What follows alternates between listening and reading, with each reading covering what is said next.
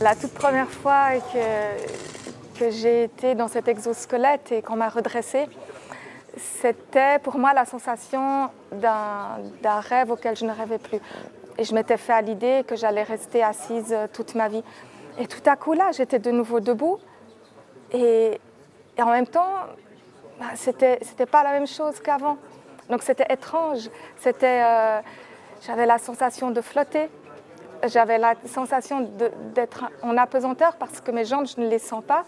Et pourtant, mes yeux étaient à hauteur de moi quand j'étais verticale. Et quand je regardais en bas, je voyais mes jambes qui étaient redressées et qui commençaient à bouger avec ces moteurs. Donc c'était un moment très, très émouvant, très, très fort. Mais vraiment un mélange de beaucoup d'émotions. Je sangle bien toutes les parties de mon corps qui sont paralysées pour qu'elles soient le plus proche possible de l'exosquelette pour que le mouvement que je vais donner puisse être suivi par mon corps. Quand je commence le premier pas, mon haut du corps est mis dans une position un petit peu penchée en avant, ce qui me permet de ressentir le poids de mon corps dans les bras.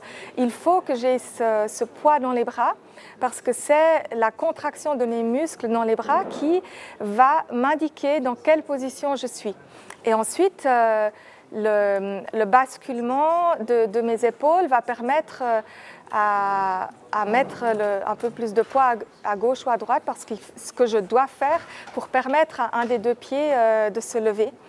Et en même temps, à moi d'appuyer sur la gâchette de ma béquille pour faire démarrer le mouvement que j'ai programmé auparavant.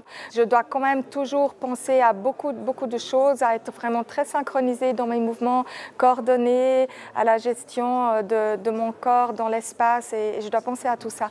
Je ne peux pas maintenant commencer à marcher en ayant la tête ailleurs. C'est vrai que je ne m'arrête jamais et je pense que ça fait un peu partie de mon caractère.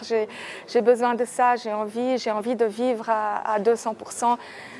Même si la vie m'a en quelque sorte coupée en deux. Et si on le veut bien, on trouve toujours des moyens pour avancer.